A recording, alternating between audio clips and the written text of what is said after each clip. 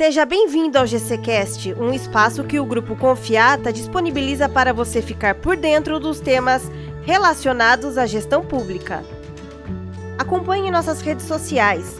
Estamos no Instagram, Facebook e LinkedIn. É só buscar por Grupo Confiata. Estamos começando mais um episódio do GCcast, o podcast do Grupo Confiata.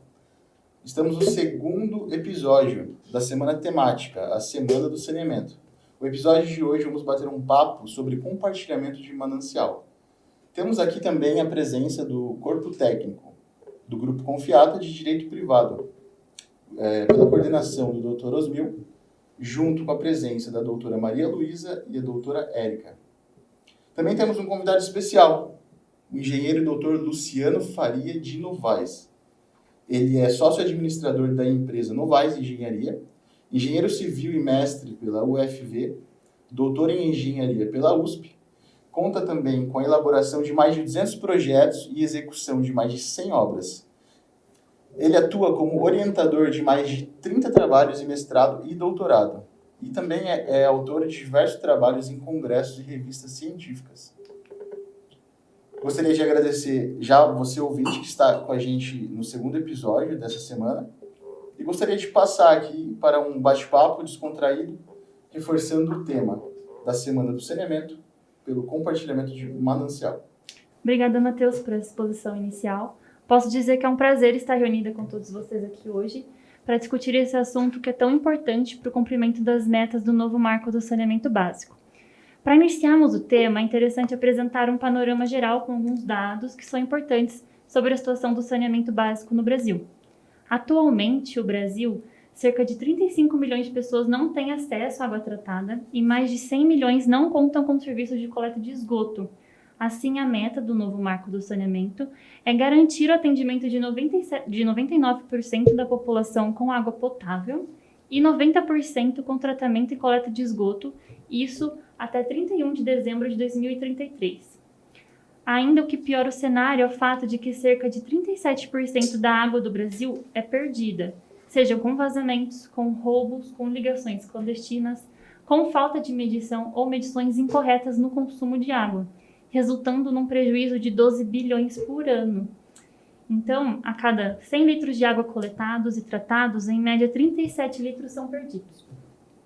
Ainda sobre o desperdício de água, nós temos dados do estudo chamado Perdas de Água, Desafios ao Avanço do Saneamento Básico e a Escassez Hídrica, feito no ano de 2015 pelo Instituto Trata Brasil, que demonstra que a soma do volume de água perdida por ano nos sistemas de distribuição das cidades daria para encher 6 sistemas Cantareira. Lembrando que o sistema Cantareira é o maior produtor de água da região metropolitana de São Paulo, vez que a água captada nesse sistema é responsável pelo atendimento de 46% da população nessa região. Analisando os dados, ficamos com questionamentos. Como cumprir as metas do novo marco regulatório do saneamento básico no que se refere ao abastecimento público?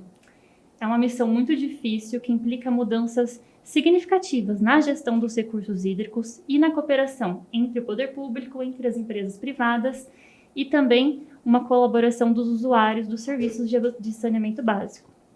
E é sobre isso que pretendemos discutir hoje.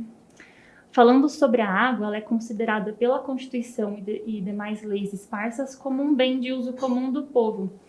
E como tal, ela deve ser compartilhada entre todos os municípios por onde passam os cursos d'água, sejam subterrâneos, sejam superficiais. E como será que isso funciona na prática, né, gente? Temos como garantir o bom uso desse recurso hídrico que é compartilhado por tantos municípios? Nesse sentido aqui, aproveitando o seu gancho, doutora Maria, trouxemos um especialista hoje, né? Uma pessoa que vive, não de leis, porque ele não é advogado, ele é engenheiro, graduado, ensina os seus alunos, né? E ensina a sua equipe técnica também como agir em situações em que são necessárias intervenções urgentes, tem a expertise de trabalho com grandes companhias de água, justamente no setor de água e esgoto. Então, é a pessoa que vai hoje contar um pouquinho da sua experiência, trazer para nós o seu dia a dia, uma pessoa que, muito embora não seja voltada à legislação em si, tratamento da legislação, mas uma pessoa com bastante experiência em elaboração e planejamento do saneamento dentro dos municípios, né? Plano do saneamento. Pessoa que tem na veia aquele que pega a enxada, se for preciso, também para abrir um buraco para saber onde é que está o problema.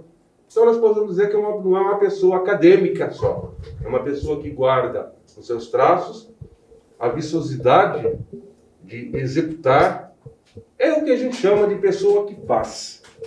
Mas, trazendo também esse contexto, nós precisamos entender um pouquinho mais sobre uma reflexão sobre responsabilidades, que é justamente esse o tema de hoje. Compartilhamento de manancial. Quando falamos de compartilhamento, nós imaginamos que é alguma coisa que a gente só tira, né? Que está ali para nós pegarmos, é nosso. E esquecemos muitas vezes que por trás desse compartilhamento, desse uso coletivo, existe legislação, existe fiscalização e tem que ter muito projeto. Então, a doutora Érica vai falar um pouquinho para a gente sobre alguns pontos que têm que ser levados em consideração para que nós possamos manter um ecossistema equilibrado, ou seja, aquilo que nós tiramos da natureza não pode esgotar. Obrigada, doutora Osmil.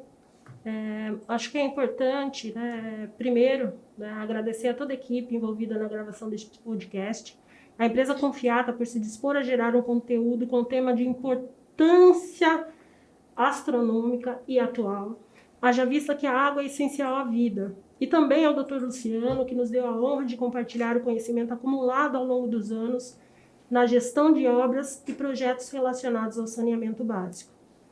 Porém, antes de adentrar no tema propriamente dito, gostaria de propor uma reflexão a todos, para que tenhamos em mente que a Terra é a única casa que temos, ao menos até que o homem descubra outros meios para colonizar outros planetas.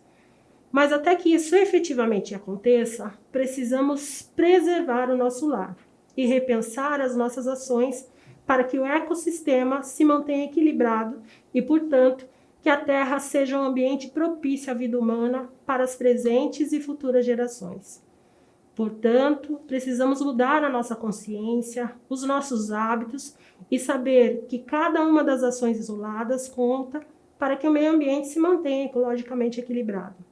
Digo isso porque a crise hídrica está relacionada com as ações desenfreadas do homem, que na maioria das vezes esquece-se que a água é um bem finito e extremamente necessário à preservação da vida humana, vegetal e animal. Assim, conclui-se que cuidar da água é uma questão vinculada à nossa própria sobrevivência. Precisamos sempre lembrar que a água tem um ciclo próprio e que esse ciclo passa por várias transformações e que tais mudanças estão extremamente ligadas com ações dos homens, que na maioria das vezes esquece de preservar o meio ambiente, não efetua o planejamento adequado das áreas urbanas para que tenha espaços que possibilitem a infiltração das águas de chuva do solo. Haja vista que esse também é um dos processos de transformação de suma importância para que os reservatórios subterrâneos e superficiais sejam recarregados. Nós também não podemos se esquecer da importância da preservação da cobertura vegetal nativa que fica às margens de rios, igarapés, lagos, nascentes e represas, vez que ela tem um papel fundamental para a preservação dos recursos hídricos. E é sobre isso que nós vamos tratar agora, cujo assunto não é nenhuma novidade, já que tais ações são há anos indicadas por especialistas como eficazes para a melhoria da capacidade hídrica dos lençóis freáticos e dos aquíferos, e, consequentemente, para recarregar os mananciais e outros sistemas responsáveis pela preservação de água, que posteriormente será utilizado para abastecimento público. Feitos os apontamentos iniciais, como bem dito pela doutora Maria, não devemos esquecer que a água é um bem de uso comum do povo e, como tal, deve ser compartilhada entre todos os municípios por onde passam os cursos d'água subterrâneos e superficiais. E exatamente por isso deve ser preservada por toda a coletividade. Acerca disso, gostaria de lembrar que a lei que versa sobre a Política Nacional de Recursos Hídricos estabelece a necessidade de elaboração de um plano de bacia hidrográfica, que é o instrumento responsável pelo diagnóstico, planejamento e pela indicação das ações que serão implementadas pelos entes públicos, ou seja, pelos municípios, objetivando a manutenção e ou recuperação de uma bacia hidrográfica, visto que o recurso é compartilhado. Logo, doutor Osmil, através desse instrumento, é possível identificar se um município está captando mais água do que deveria e, consequentemente, prejudicando o abastecimento de um município vizinho que também usa desse manancial para abastecimento público. Como também para diagnosticar se um determinado município não está tratando adequadamente o esgoto gerado dentro do seu território ou deixando de fiscalizar as atividades potencialmente poluidoras que, eventualmente, possam poluir os cursos d'água. E aqui é sempre importante nós lembrarmos que existem várias atividades que são potencialmente poluidoras. Dentre elas, nós podemos listar as indústrias que têm obrigação legal de fazer o prévio tratamento do esgoto que produzem em seu processo, né, produtivo. Isso. Os aterros sanitários, que também contribuem para a infiltração de chorume no solo. As atividades agrícolas, que na sua grande maioria fazem uso desproporcional de pesticida e, consequentemente, esse pesticida acaba se infiltrando no solo e, vez ou outra, segue direto ao leito do rio. Então, se ele não segue direto ao leito do rio, é muito provável que ele tenha uma infiltração no solo, vá para o lençol freático, para o aquífero e, por último, chegue lá no nosso manancial. Aproveitando, a doutora Érica, e fazendo uma primeira rodadinha aqui de conversas, eu notei que foi trazido aqui alguns temas bastante importantes. Por exemplo, é fato notório que o nosso solo, as nossas captações, a nossa produção de chuva, enfim, nós estávamos dependendo tanto de São Pedro mandar as águas, e ela não depende só de São Pedro, depende da nossa conservação. Eu vi que você falou para mim aqui, falou para nós sobre a vegetação, sobre os descartes irregulares, mas eu entendo também que nós temos que ter, dentro desse contexto, né, algumas apurações de responsabilidade, como eu ouvi uma vez, dar certas atribuições e nome aos bois, porque isso não aconteceu de uma hora para outra, isso vem acontecendo porque nós, enquanto seres humanos, muitas vezes, sem a consciência que esse recurso da água é finito, engana-se quem pensa que a água ela vai sempre estar se renovando, ela vai sim, se a população fizer aquilo que determina a natureza, ou seja, não desmatar, não ter uma densidade demográfica sem planejamento, você fazer uma cultura desde criança sobre os impactos que tem o consumo da água, o lixo mal descartado. Então, a gente olha e dá a impressão, assim, doutora Érica, doutor Luciano, doutora Maria, que essa situação é nova, e essa situação não é nova. Comentávamos agora há pouco que existem projetos aí sobre as redes de água, redes de esgoto, mais de 100, 150 anos que funciona no Brasil, que nós estamos ainda recém-nascidos e estamos sofrendo os impactos. E quanto mais o homem necessita dessa água, onde que ele vai se socorrer? Muitas vezes em atos ilícitos, ou seja, perfuração de poços, sem outorgas, captação para fins econômicos que nesse momento não deveriam ser levados em consideração, porque a água que nós temos hoje, nessa escassez, ele deveria ser utilizada apenas para o consumo humano, para o ser humano. Mas nós entendemos, vemos, como operadores do direito, uma enxurrada de pedidos de captação, de perfuração de poços artesianos. Não é ilícito, não estamos dizendo que isso seja uma atividade ilícita. Nós estamos dizendo que precisa lançar um olhar sobre isso para que nós não tenhamos depois poços sem água, municípios sem água, um país sem água. Então, nesse contexto é que nós temos que ter essa preocupação justamente com essa colapsibilidade desse recurso. Nós estamos chegando ao fim do poço. O que nós precisamos ter em mente, né? As cidades, infelizmente, elas não são planejadas de forma adequada, salvo raras exceções. Por quê? Porque, como dito lá no início da minha fala, a água tem um ciclo, e o ciclo da água pressupõe que as precipitações, que no caso seriam as chuvas, elas tenham o solo livre para que infiltre. Mas o que a gente vê? Na maioria das cidades nós temos quase tudo pavimentado, né?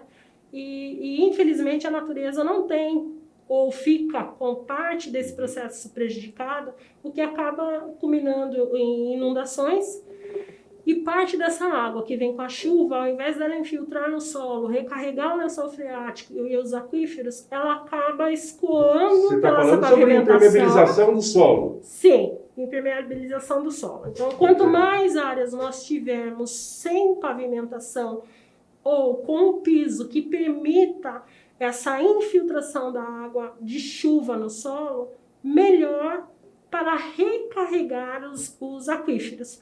E a gente tem que pensar que quando nós falamos em recurso hídrico, nós não estamos falando só do que está sendo visível através dos rios que percorrem as cidades, mas que os rios dependem de toda essa água que é acumulada no solo e que depois, através da gravidade, o doutor Luciano me corrige se eu estiver aqui cometendo algum equívoco. O nosso expert, né, sobre construções, sobre percolação, né? Que, enfim, essa água ela acaba sendo conduzida, né, para os rios e, consequentemente, ajudando na quantidade do volume de água que depois é captado pelas prestadoras de serviço público de abastecimento de água e, né, ao longo aí dos municípios que acabam se usufruindo desse manancial. Então, o primeiro tópico seria esse. O segundo tópico que nós precisamos pensar é que, infelizmente, também não se tem a consciência quanto à preservação do recurso hídrico que nós temos. Por que não se tem essa consciência? Quem não tem, doutora Érica? Quando eu falo quem não tem, eu estou intitulando usuários dos serviços públicos que lançam irregularmente o esgoto sanitário diretamente no solo ou diretamente nos rios, muito embora as concessionárias de serviços públicos tenham rede na testada do imóvel.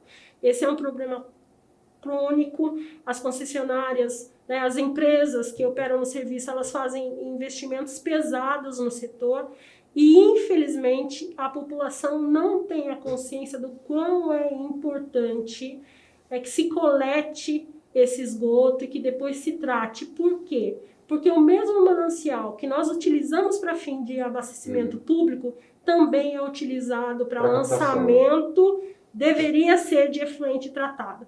Mas, infelizmente, através de condutas de usuários ou até mesmo de empresas privadas e públicas que não têm a consciência ambiental que se tem e não cumprem a legislação, nós vemos a maioria dos nossos mananciais sobrecarregados com poluição orgânica e inorgânica. E com tudo isso, doutora Érica, conversávamos também, uma pergunta que fica bem interessante, e a resposta nós sabemos, quem é que sofre mais com isso? Todo mundo?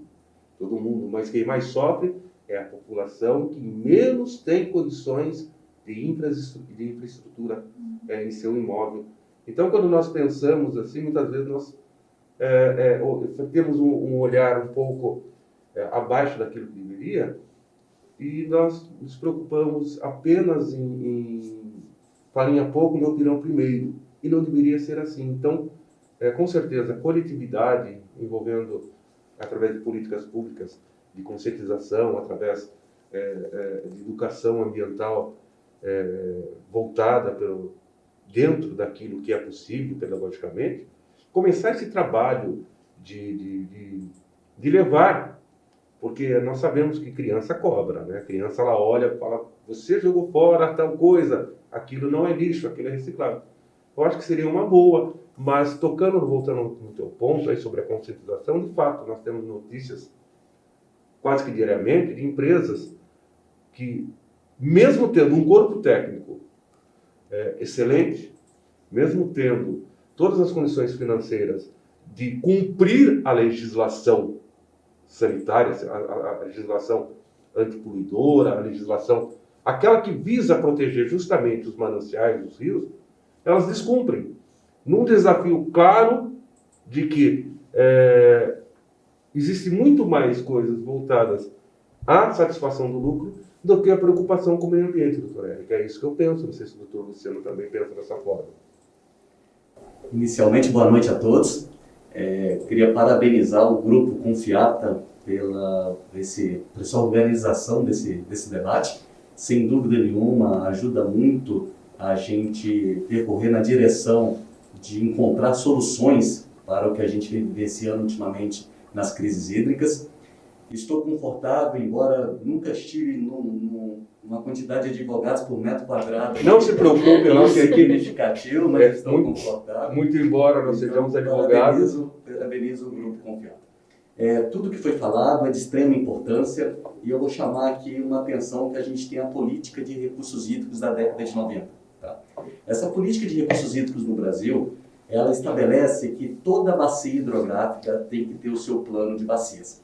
O que é o plano? O plano é planejamento. O que significa? Todos os municípios que pertencem a uma bacia hidrográfica, como que deve crescer, como que deve ser a retirada de água, seja ela superficial ou subterrânea, ao longo de um planejamento de 20, 30 anos. Ou seja, os municípios vão crescer, a demanda pela população de água vai acontecer, com isso também vai ocorrer a demanda pelo consumo de alimentos, e isso significa que precisa irrigar, né, para que a população possa consumir. A população também consome carne bovina, carne de diversos animais, então também tem a dessedentação de animais, ou seja, o consumo de água por animais. Então tudo isso cresce. Como que nós vamos administrar que esse crescimento seja ordenado?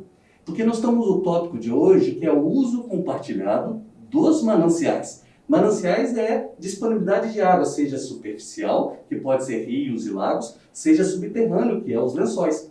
Então, como que nós vamos permitir que o desenvolvimento aconteça em uma região, que é uma bacia hidrográfica, que envolve diversos municípios e que nós não venhamos a ter conflitos, né? Porque se eu sou um município que eu uso o recurso hídrico de uma forma desordenada, sem consciência adequada, o próximo município que está na minha frente, em termos de recurso hídrico, que está me ajusante, ele vai ser penalizado, porque eu já tirei aquela água que não vai estar disponível para ele, né? Por outro lado, você comentou muito bem, doutor Osmil, que não é só o caso da retirada. Eu tenho no meu município o lançamento do esgoto.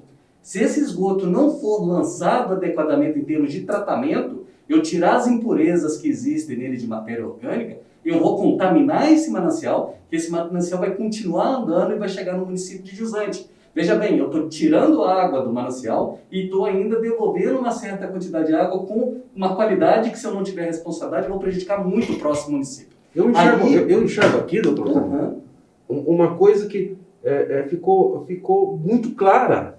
A preocupação hoje, e quando você diz a montante e a jusante, eu gostaria que você explicasse, nós sabemos aqui, mas é sobre, como a doutora Érica começou e já não deu umas pinceladas, a culpa é da fiscalização também. Nós temos tantos dispositivos, tantos meios técnicos de nós nos acautelarmos antecipadamente, e quando você fala para mim a coleta montante, a jusante, ou seja, acima ou abaixo, fiscalização está onde nisso? A fiscalização ela é efetiva, não é efetiva? Como é que nós estamos com isso, doutores? Bem colocado. Antes de explicar, você pediu para colocar montante jusante, exato, que esses palavrões. Para a gente falar de montante jusante, a gente tem que ter um ponto de referência. Então vamos imaginar que o ponto de referência seja o meu ponto de captação de água. Certo. Então o rio está correndo. E naquele ponto de captação de água... Vamos colocar aí efeitos práticos? Itupararanga. Itupararanga, Tá. que é uma represa. O que está antes de Itupararanga, o que vem antes no manancial, o que vem no rio, percorrendo no rio, antes a gente chama de montante. O que passou pela represa Itupararanga, que está para frente dela, que o rio continua, é jusante. Então nós temos duas situações diferentes. Antes e depois do ponto de referência. Ótimo. Montante antes e jusante depois. Veja bem, doutor Osmil, nesse caso, antes de falar da falta de fiscalização, eu falo da falta de responsabilidade. Porque o erro não está na fiscalização, o erro está na irresponsabilidade de quem faz o ato de errar. A fiscalização é importantíssimo, tem que ter. O problema é que a fiscalização, o nosso território é muito grande. E o corpo técnico, para ocorrer a fiscalização, que deveria ter, em virtude que, infelizmente, a nossa cultura é uma cultura de não planejamento adequado, todo mundo pensa no seu bem, no seu umbigo, e joga a responsabilidade na fiscalização. O famoso farinha pouca, meu pirão primeiro, de novo, né? Infelizmente, é isso aí. Então, o que acontece? O município está vendo que já está começando a ter problema de água, ele vai aumentar a sua captação. E, para isso, ele tem que ter outorga. Tá? Nós não estamos falando que também é uma bagunça. O que é outorga, doutor? Outorga é, de uma forma popular de falar, é o direito de você tirar a água de qualquer recurso hídrico, seja superficial ou seja subterrâneo. No caso do Estado de São Paulo, essa outorga você tem que entrar junto ao Departamento de Água e Energia Elétrica, que é o DAE, que é o órgão responsável que te autoriza a você retirar a água de qualquer tipo de manancial. Então, veja bem, o que eu estava falando, que é fundamental que esse planejamento aconteça. Eu costumo falar, doutor Osmil, e eu sempre falo muito bem isso, que o planejamento no Brasil, infelizmente, é de 2 a 5 anos. A gente só começa a fazer algo... Quando existe. Quando existe. A gente só começa a fazer algo depois que acontece uma calamidade. Veja bem aqui o Estado de São Paulo. 2014, uma crise hídrica horrível. Todo mundo saiu desesperado a fazer um monte de ações. Por que não se fazia essas ações de planejamento anteriormente? Por que não se fazia esse planejamento anteriormente? Em virtude que a água era disponível, a disponibilidade de água era significativa. Se era significativa, não se preocupava muito porque você estava numa zona de conforto. Né? Então, com a crise hídrica que vem, todo mundo, por não ter planejamento, todo mundo sai fazendo então aquela correria e nesse momento você investe errado, você gasta mais. Tá? Se a gente pegar Portugal, por exemplo, o planejamento de Portugal é 15 a 20 anos. Se a gente pegar países nórdicos, que são os países mais desenvolvidos que tem, Noruega, Dinamarca, planejamento é 100 anos. Então nós temos que investir em planejamento. Então veja bem, nós temos uma política de recursos hídricos da década de 90 que fala que toda bacia hidrográfica precisa ter o plano de bacias. Sim. Como tem que crescer aquela região? Para que lado que nós podemos permitir a retirada de água, não pode. Para como que a gente tem que tratar os esgotos? Aonde a gente tem que preservar a mata ciliar? Aonde que nós temos que preservar terreno para que a gente tenha recarga do lençol freático? Isso é planejamento. Planejamento. Eu não vou permitir que crescimento aconteça naquela região. É o uso e ocupação do solo. Eu não vou permitir que novos loteamentos possam ser executados naquela região porque é uma região de recarga. Se a gente não tiver esse planejamento, que está na nossa Constituição, inclusive, a gente fica totalmente sem crescer. Enxugar um gelo, fazendo um sistema de captação um pouquinho mais distante, perfurando um poço, quer dizer, nós estamos enxugando o gelo, doutor Luciano, é isso que nós estamos falando? Enquanto a gente não focar no plano de bacias, agora eu não estou falando que não tenha, tá? A gente tem aqui a bacias do PCJ, que é Piracicaba,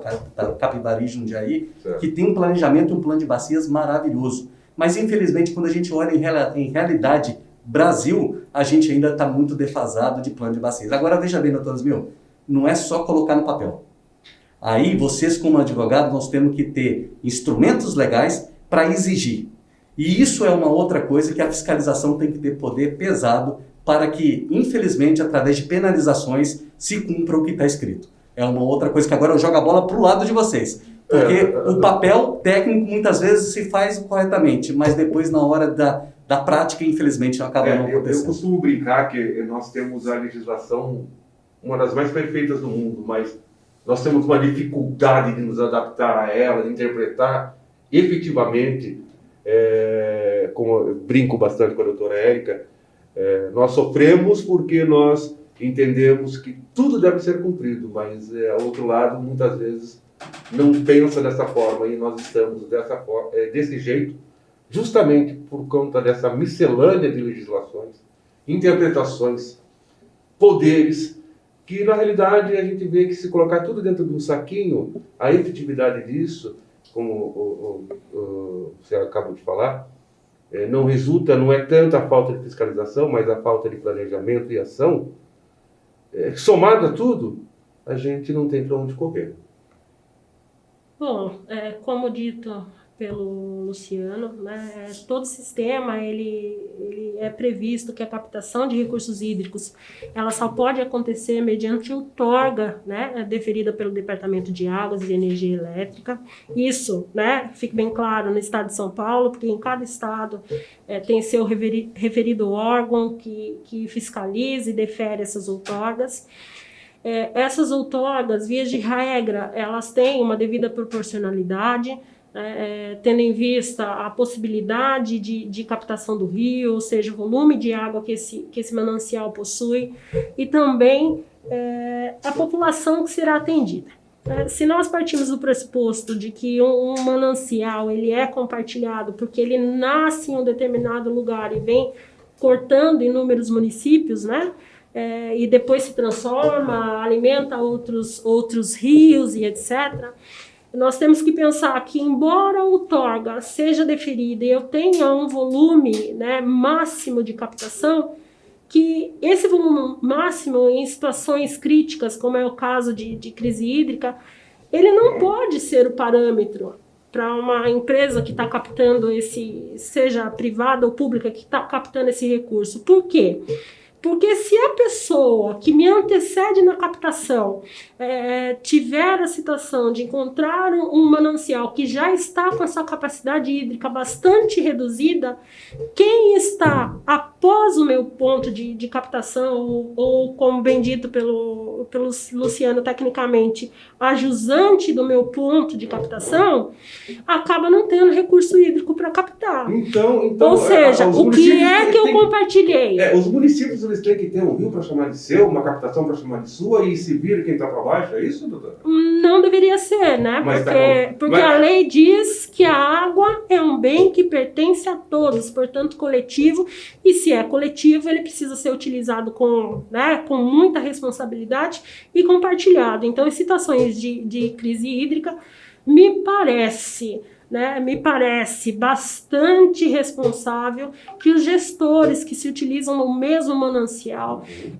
tenham uma cooperação e percebam a dificuldade daqueles que se utilizam desse manancial em outro ponto após o seu, para que não haja dificuldade. A gente não pode chegar a um absurdo de 2, 3 municípios terem um abastecimento e o último a receber a água desse manancial simplesmente não ter o que captar. E às vezes, inclusive, porque a gente tem que também lembrar que a água desse manancial, ela também faz parte, aí me corrija, Luciano, que você tem um conhecimento, né, muito mais apurado do que o meu nesse sentido. Nós temos que pensar que se eu tirei essa água e esse mesmo manancial ele é utilizado para lançamento de efluente tratado, e se eu tenho um lançamento de um efluente fora dos padrões exigidos pelos órgãos legais, corre-se o risco de, quando essa água, né, chegar para mim, e partindo do pressuposto que o rio é utilizado no processo de alta depuração desse esgoto tratado, né, corre-se o risco de me chegar uma carga orgânica ou até mesmo inorgânica, advinda de despejo de efluente industrial, que o município que está captando essa água simplesmente não tenha condições técnicas, né, para fazer esse tratamento de água, porque cada tipo de estação de tratamento ela é concebida para um tipo, né, de remoção de matérias. E tudo isso é tratado na licença da CITESB. Então, se ocorre uma oscilação na qualidade do meu corpo hídrico, do recurso hídrico que eu estou extraindo, pode acontecer, inclusive, de uma estação não ter capacidade técnica de remover toda essa matéria orgânica e inorgânica. Ou seja, um município que não causou um problema, que não poluiu esse manancial, acaba tendo que investir, seja em melhorias, né, não previstas na estação de tratamento, seja tendo que achar outras fontes de abastecimento através de outros rios que não estavam previstos, o que também implica em novos investimentos, ou até mesmo na realização de estudos hidrológicos para a localização de outras fontes, né, para abastecimento, que no caso, via de regra, acabamos tendo como opção a perfuração de poços artesianos. Mas e aí? O que nós temos na perfuração de poços artesianos? Bom, como dito lá no começo, né, todo o recurso hídrico, ele faz parte de um sistema bastante complexo que é interligado. Doutora Érica, vamos falar um pouquinho só, assim, rapidinho? Vamos. Para deixar para as pessoas. Eu garanto para você que tem... As pessoas vão perguntar, recurso hídrico. Água. Água. Gente, Água bruta. Água. Disponibilidade de água. Disponibilidade Sim. de água. Então, não é um bicho-papão. Quando a gente fala recurso hídrico, não é uma matéria diferente daquilo que a gente abre a torneira e desce. Então, só para a gente aclarar... Água as pessoas bruta, falam, que é captada e depois exato, é tratada tem e se a torna normatização técnica, mas água potável. quando nós falamos de recursos hídricos, gente, é aquela aguinha mesmo, aquela água que vem do rio, do manancial, que compõe depois em uma reservação maior, né, como nós temos em Tupararanga. É só para que a gente deixar bem claro, porque as pessoas que vão Que a linguagem ouvir, fique mais uma linguagem acessível. assim, bem do povo, né, doutor? Positivo. Né? Então, assim, pegando um gancho nessa situação, partindo do pressuposto de que realmente é um sistema complexo, que está interligado e que tudo que eu faço acima do ponto de captação de outra pessoa interfere na quantidade de volume de água disponível para captação de outro município, nós também temos que lembrar que a perfuração discriminada de poços artesianos, elas prejudicam demais o abastecimento público. Por quê? Porque eu vou perfurar um poço no mesmo lençol freático ou no mesmo aquífero. Então, se alguém está captando antes de mim, corre o risco de, quando eu for perfurar e investir em novas perfuração de poço, não ter água. Não ter mais nada. Nós já vimos... Né, ou ter água, e se não contaminada, às vezes. Contaminada. Contaminada. Quer dizer, você vai ter o recurso hídrico, a água, mas ela vai ser imprestável para aquilo que você quer. Então, não é só ter a água. Tem que ter água e de qualidade, ou se não tão qualidade, potável, ou pelo menos ter condições de ser tratada e utilizada para fins de abastecimento público de água, né? Ou seja, para consumo humano.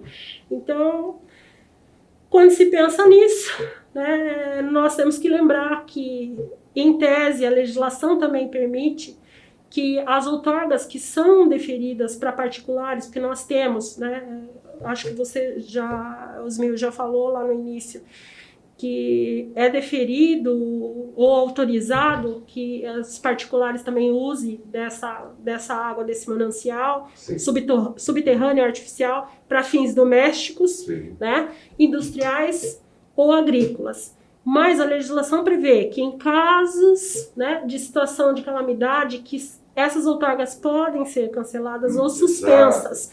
Então, nós estamos no meio de uma crise hídrica, que inclusive foi objeto de alerta pelo governo federal.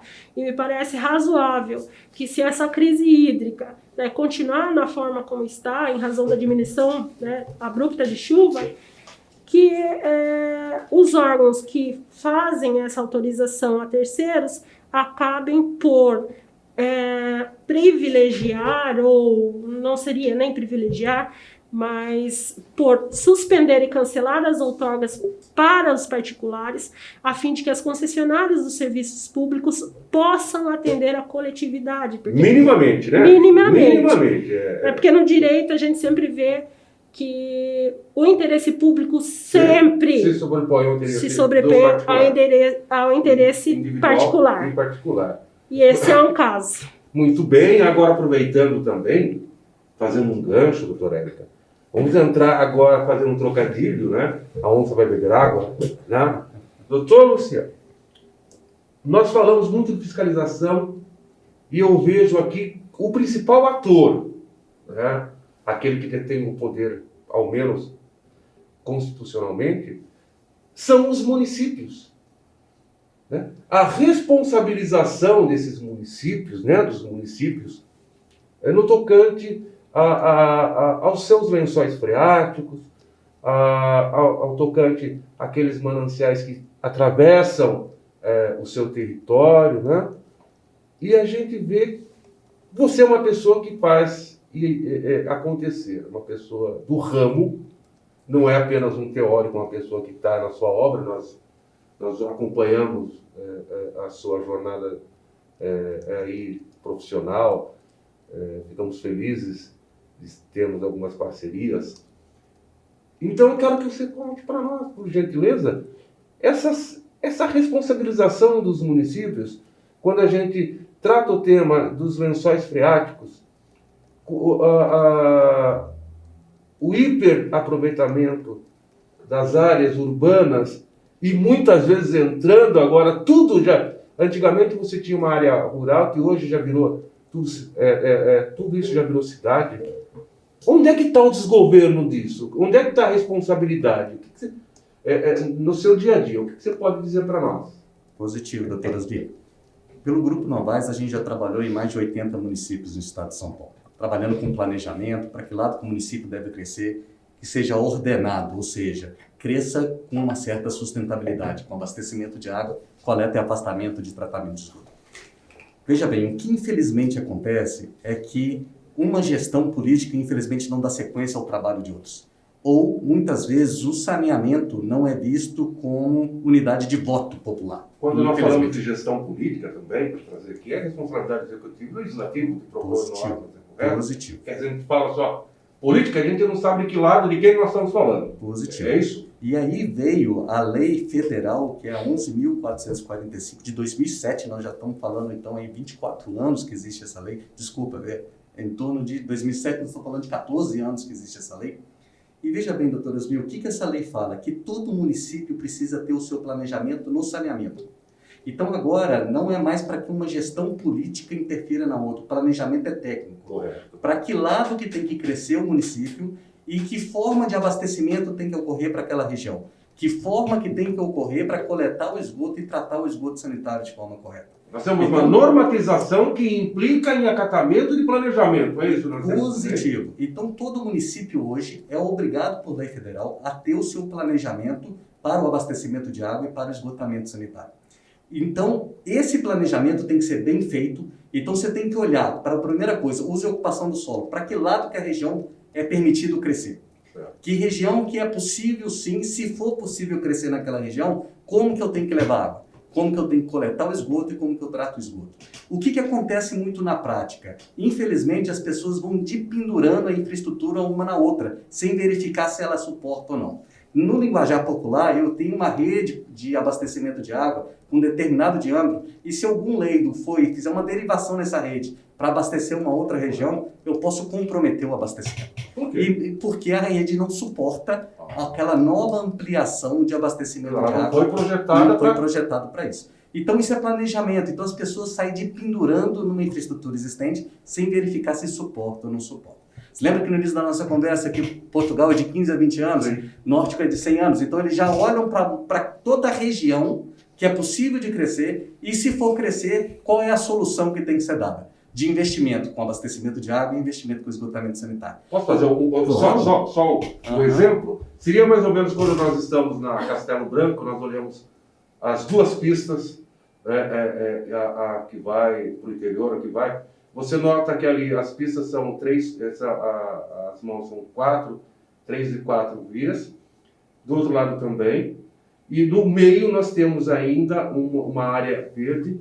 Significa que quem projetou aquilo ali há 30, 40, 50 anos já projetou que para frente necessitaria de mais terreno para ampliar, é isso? Fantástico. A mesma analogia para o sistema viário, porque os carros, em virtude que já está percebendo que a quantidade de carro para aquela região vai aumentar, já deixou um espaço pronto para ampliação do sistema viário, para as rodovias. E a mesma coisa para tubulações. Se a gente não fizer isso, tanto para tubulações que levam água, como as tubulações que coletam esgoto sanitário, você vai passar por situações que a estrutura não suporta e entra na calamidade, que é o que está acontecendo hoje nos municípios brasileiros. Não se tem mais dinheiro para investir, porque eu entro inclusive num outro tópico muito polêmico, que é a tarifa da água e do esgoto que é cobrada. Muitas vezes a tarifa que se é cobrada pelo fato do Brasil entender que a água é sempre muito abundante, A água nunca foi cobrada o valor que ela realmente merece ter, que é o custo da energia elétrica para pegar essa água de um rio ou de um lençol freático.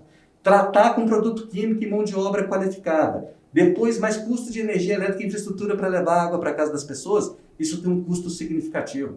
E o valor que muitas vezes é arrecadado pelo sistema de abastecimento de água não supre esse custo. Se não supre o custo, muito menos vai suprir o custo de ampliação e manutenção do sistema.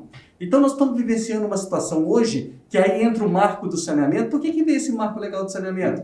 Porque mostrou que os indicadores do Brasil, em termos de abastecimento de água e esgotamento sanitário, são horríveis. A realidade é essa. Nós temos aí tantos milhões que vocês foram citados na introdução, que não tem coleta e afastamento de esgoto. Tantos milhões, mais de 30 milhões ainda de brasileiros que não têm abastecimento de água. Mais de 40% da nossa população, o esgoto não é tratado. Olha só que números horríveis que são esses. E aí, doutor Osmil, como que pode resolver essa situação, que a meta é até 2033 chegar em índices muito positivos, a mais do que 90%, né, de coleta e afastamento de esgoto sanitário? Como que a gente vai chegar a isso? Não tem como se não tiver investimento e se não tiver investimento correto. Porque só o dinheiro não significa. Muitas vezes a gente vê a gestão pública investindo muito dinheiro de forma errônea, porque não tem um estudo técnico atrás. Então, primeira coisa, faça um estudo técnico correto e depois entra de dinheiro. Dinheiro público vai ter? Eu já te afirmo que não. Eu estou sendo até polêmico. Não vai ter dinheiro público para chegar nesse... Eu vou estar, você depois numa outra polêmica. Positivo. Então, assim, vai ter que ter dinheiro privado. Não tem como. E aí que entra o passo das concessões. E aí você me fala, por que a gente se é a favor de concessão ou não? Não tem dessa. Você, obviamente, você é justamente o que colocar você. É a favor ou como? Não tem dessa. Cada situação tem que ser olhada. Se o sistema público consegue ser sustentável, eu sou a favor do sistema público. Se o sistema público naquele município não consegue ser sustentável, que é a realidade de muitas localidades, a solução é concessão. Então, por que tem não contra a concessão ou a favor de concessão? Não tem dessa. Precisa investir. Tem condições públicas? Não tem. Abre-se por concessão. O investimento é menor, porque já foi feito um planejamento lá de trás. Tem municípios que o planejamento foram feitos. O dever de casa foram feitos. A gente já trabalhou em diversos municípios que o dever de casa foram feitos. É possível.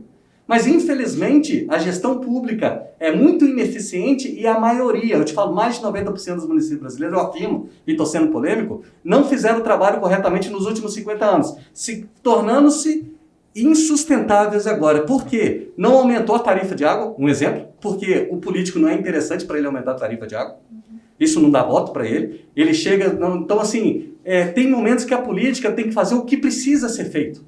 E quando você não faz, você entra numa situação que o buraco é enorme, a dívida é enorme. E você precisa investir muito. Um círculo vicioso, né? Positivo. Virtuoso. Então, vamos dar um exemplo. A cidade sai crescendo, tá? Novos loteamentos. Você não pede as infraestruturas para os novos loteamentos. O que significa? Você pendura tudo na sua infraestrutura. Põe na conta do povo? Põe na conta do povo. E aí, o que significa? Vai acabar.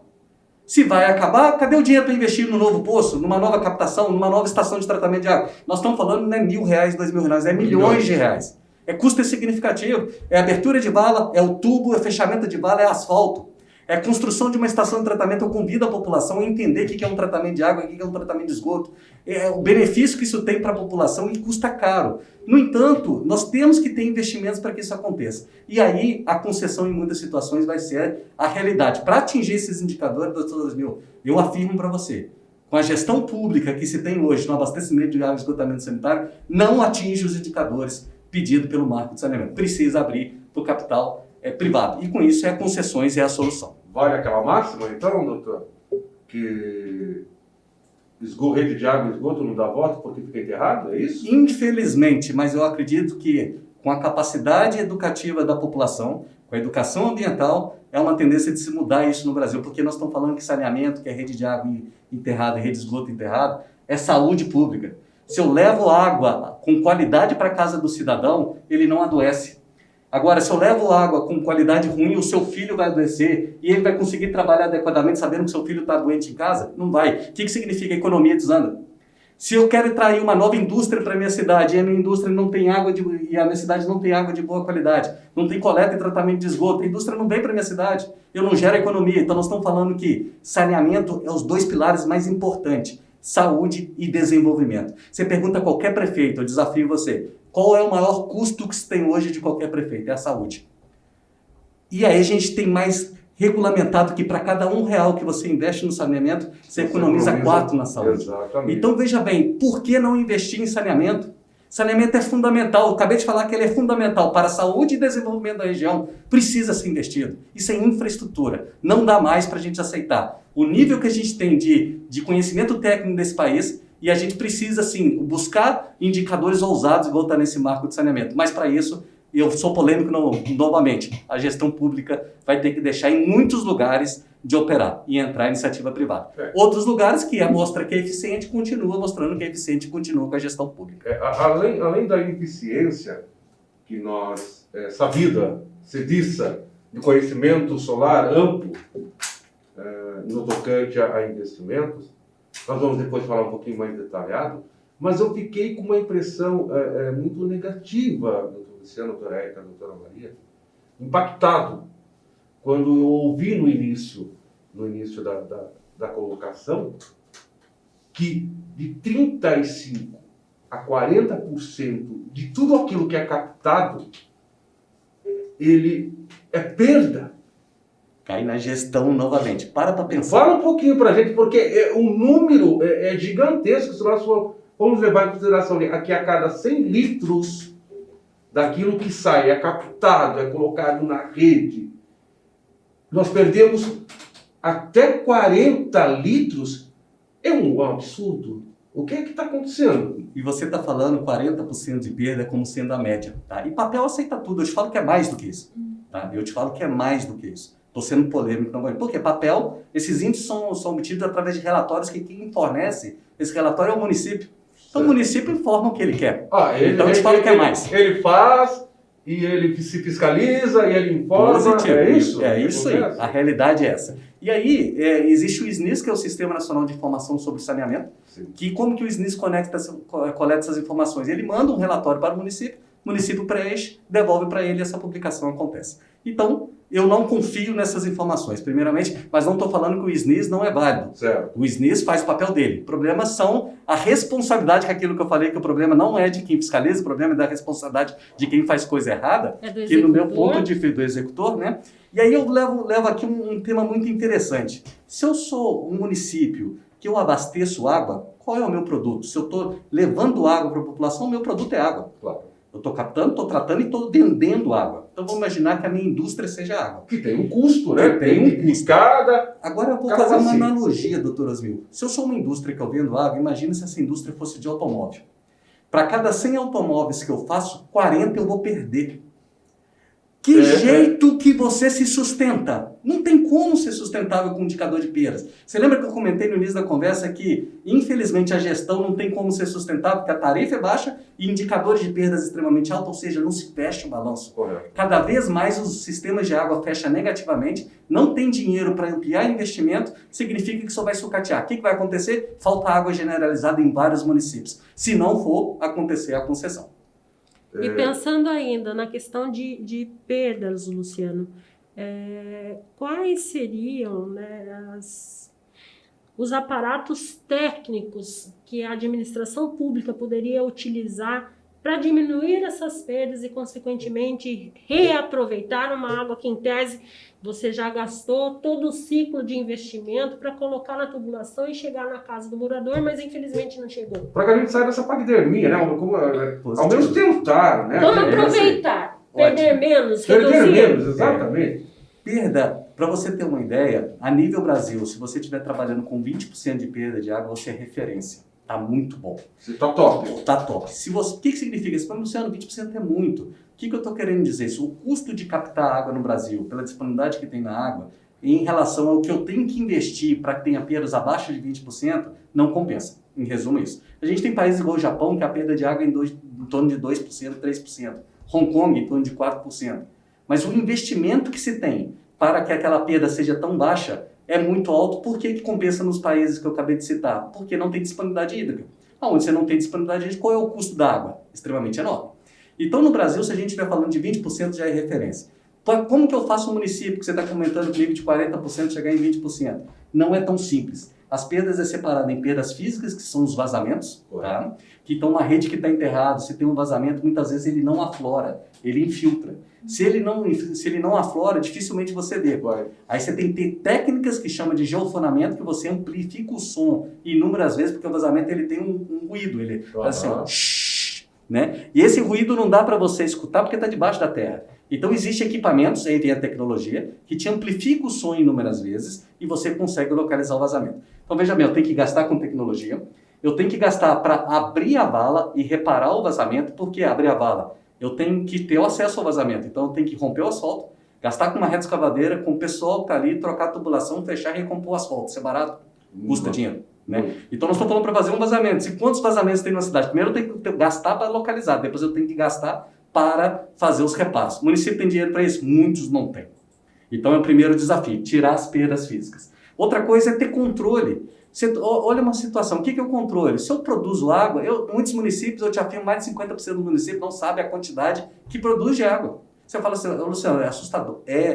Mais do que 50% dos municípios não sabe o tanto de água que tira ou do rio ou de um lençol freático, porque não tem um medidor de vazão na saída. É um instrumento que chama macromedidor de vazão. Ele monitora o que está passando de água dentro do tubo. Se você não tem isso, doutor Osmil, como que você leva com seriedade aquilo ali? Eu não sei nem quanto que eu produzo. Por isso que eu te falo que eu não confio nos indicadores de perda. Se o cara não sabe nem quanto que ele produz, uma questão de contabilidade às avessas, é isso? Se eu não tenho uma contabilidade, minha empresa não sabe quanto entrou, quanto saiu. Positivo. E por que tudo isso? Porque a água sempre foi muito abundante. Se sempre foi muito abundante, que valor que você dá? Se na sua casa você tem muita abundância de algo, você vai se preocupar com aquilo, você vai se preocupar com aquilo que você está tendo prejuízo ou escassez. E aí essa cultura agora está mudando de 15 a 10 anos para cá, porque começou a ter as crises. Porque aproveitaram de tudo quanto é jeito, não fizeram o trabalho, a população cresceu, o que significa? Consumo começou a aumentar, irrigação, que é o maior consumidor de água que tem hoje no país, a gente é o maior exportador de alimentos que tem, então o consumo de água para a produção de irrigação aumentou significativamente. O que aconteceu com a capacidade dos mananciais? Diminuíram.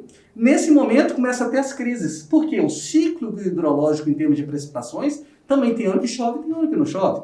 Eu não vou entrar nem em mudanças climáticas, mas eu estou considerando que a chuva sempre vai ser essa sazonalidade. Não vamos entrar aqui em mudanças climáticas, se a terra está aquecendo ou não. Vou considerar que a chuva sempre vai ter essa sazonalidade. Ou seja, eu tenho que ter agora o uso consciente de retirada de água.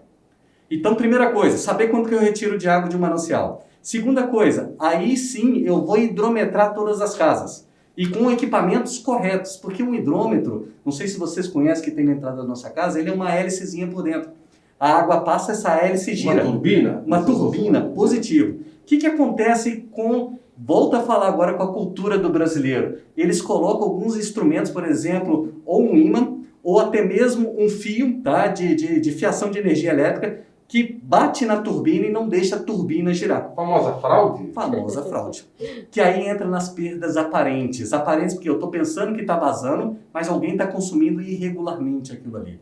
Então também, a pessoa que rouba, isso é roubo. A pessoa que rouba tem que ter a consciência. E volta a falar, ele está olhando para o seu umbigo. Mas ele está prejudicando toda uma população. Alguém tem que pagar aquela conta. Inclusive ele. Inclusive ele. Inclusive, o que não vai acontecer? Vai chegar um determinado momento que não vai ter água para abastecer, porque o sistema não é sustentável, prejudica todo mundo. Então, assim, é o famoso gato também. O que é gato? As pessoas acham onde está a rede, enterrada na calçada, na rua, faz uma derivação direto da rede e passa para a sua casa. Ou seja, bypassa ou não passa pelo hidrômetro, levando água direto para a sua casa. Esses gatos também é difícil de você localizar na prática.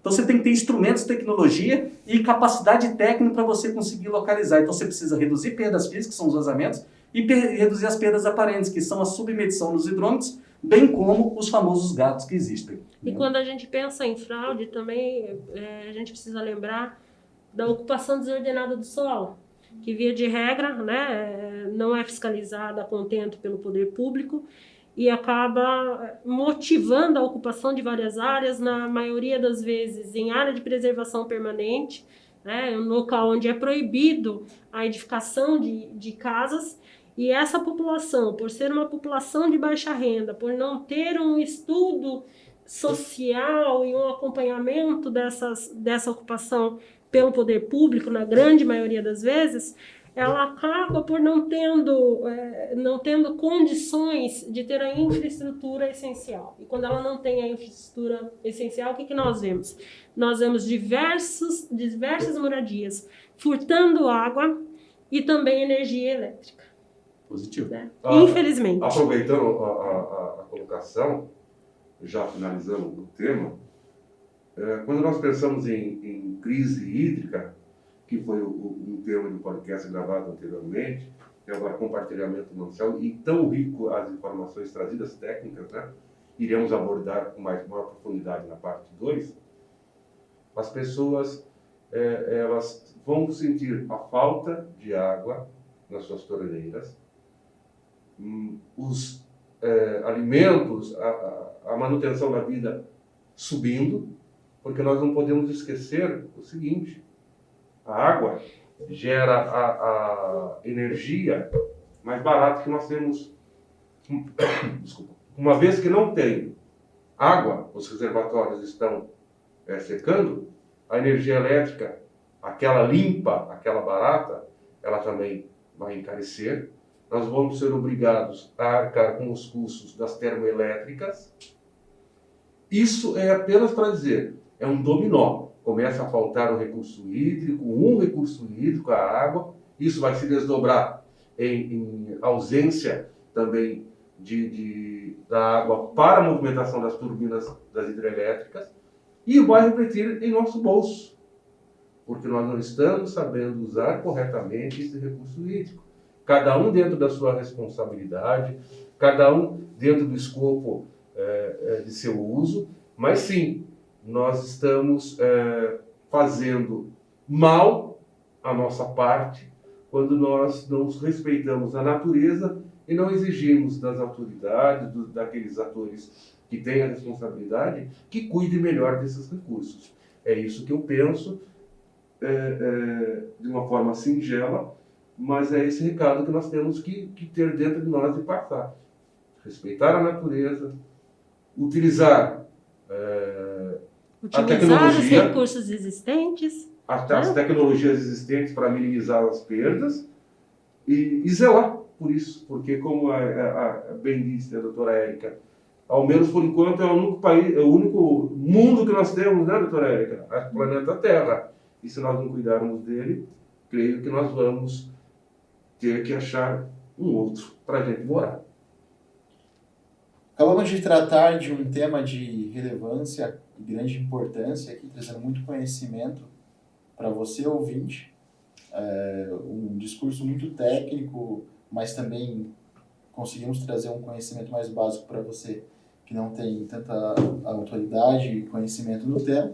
Vamos dividir esse podcast em 2 blocos.